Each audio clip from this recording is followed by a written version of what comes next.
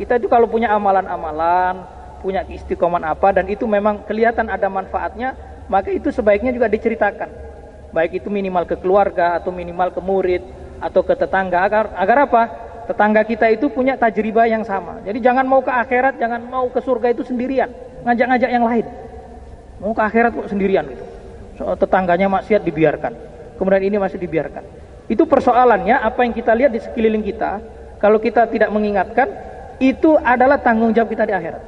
Jadi jangan dikira ya kita hidup dengan manusia itu enak-enak saja ya.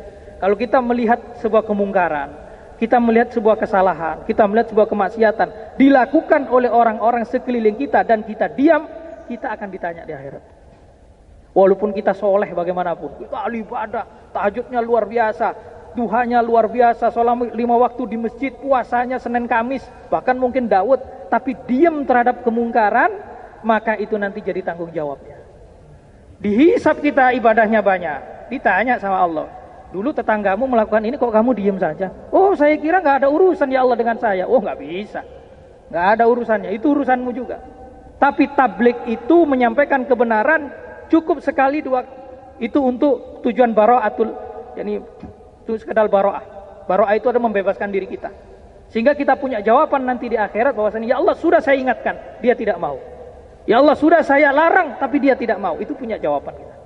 Tapi kalau tidak, kita diam saja terhadap kesalahan, terhadap kemungkaran, nggak pernah melakukan amar ma'ruf nahi mungkar, itu akan ditanya. Tapi kalau sudah melakukan dan kita tidak bisa mengubah kemungkaran itu, maka itu kita tidak ditanya lagi.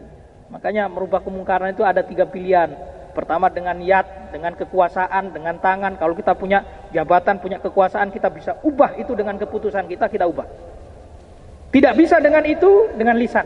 Nggak bisa, kita nggak punya kekuasaan. Dengan lisan kita berdakwah. Nggak berani juga, nggak punya kemampuan dengan lisan, minimal ingkar bil qalb.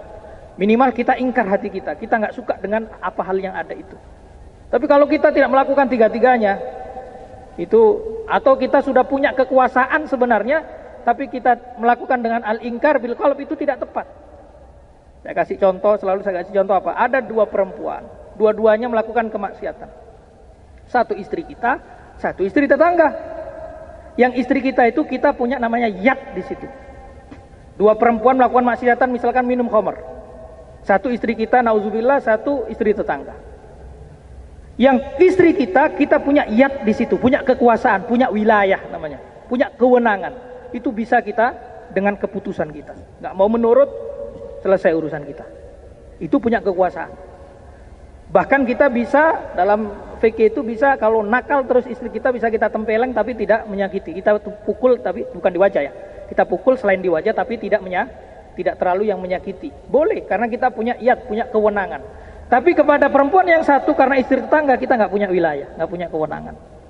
Itu cukup kita dengan lisan. Kalau kita pukul juga dia, itu menimbulkan kemadharatan yang lain. Kenapa? Suaminya bisa pukul balik.